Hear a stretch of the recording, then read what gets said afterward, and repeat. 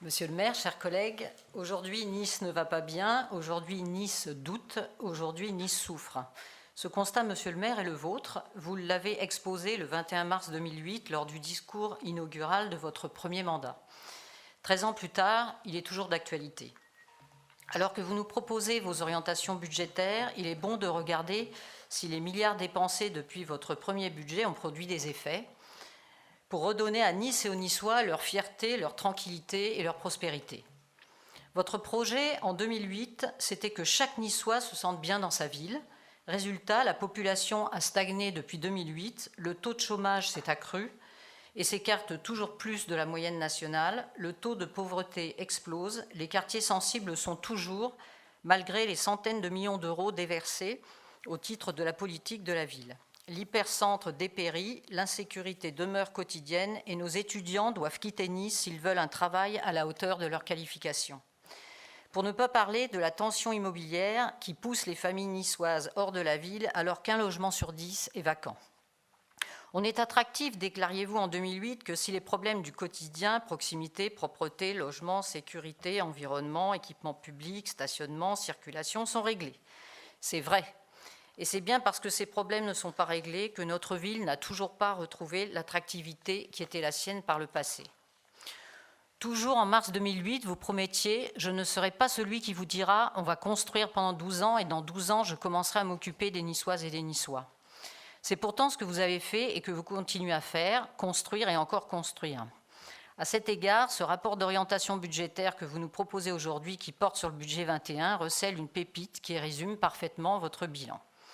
Nous lisons en page 3 que votre majorité entend reconduire dans le cadre du plan de relance la poursuite d'un très haut niveau d'investissement avec une programmation ambitieuse de près de 500 millions d'euros sur la période 21-26.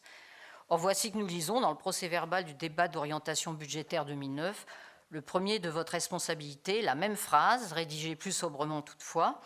Pour accompagner localement le plan de relance gouvernemental, le volant d'investissement sera de l'ordre de 80 millions d'euros, soit pour la période 2009-2014, plus de 400 millions d'euros.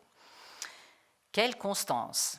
Les présidents passent, les périmètres sont modifiés, les plans de relance se succèdent, mais votre budget reste invarié, y compris au beau milieu de la pire crise économique que nous devons affronter depuis la Troisième République.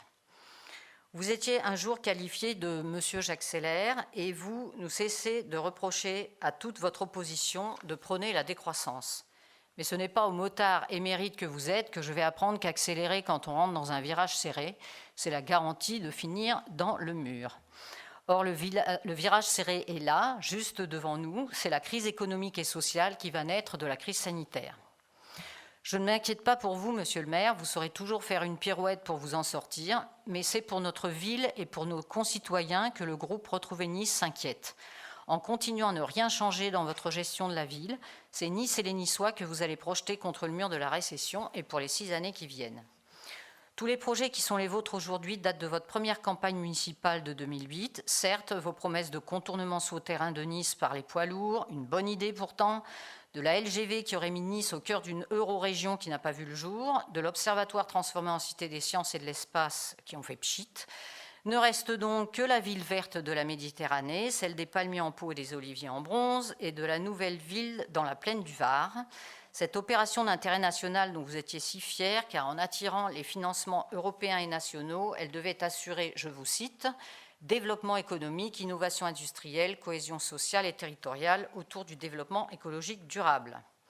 Alors que cette ville nouvelle avait déjà du mal, avant la crise sanitaire, à atteindre les objectifs que vous lui aviez fixés, notamment en matière de création d'emplois, croyez-vous qu'elle a encore du sens, du moins tel que vous l'aviez imaginé il y a 13 ans, alors que tous les modèles du monde d'avant la pandémie sont à revoir? Croyez-vous, alors que le télétravail va demeurer une composante importante de l'organisation des entreprises, voire des administrations, que les milliers de mètres carrés de bureaux qui ne trouvaient déjà pas preneur en 2020 trouveront preneur après la crise? Croyez-vous, alors que le secteur des foires et expositions est en train de se réinventer, que votre méga-parc des expositions coincé entre l'aéroport et les moulins soit l'outil adapté pour attirer le tourisme d'affaires à Nice? Plus largement, car Nice ne saurait se réduire à votre ville nouvelle, croyez-vous, alors que vous aviez prétendu rendre leur dignité aux familles logées par Côte d'Azur Habitat, Ces familles dont vous rappeliez qu'elles doivent baisser le regard en rentrant chez elles, qu'il faille attendre des mois que l'ascenseur soit réparé, accepter de voir leur boîte aux lettres défoncée et leur cave visitée.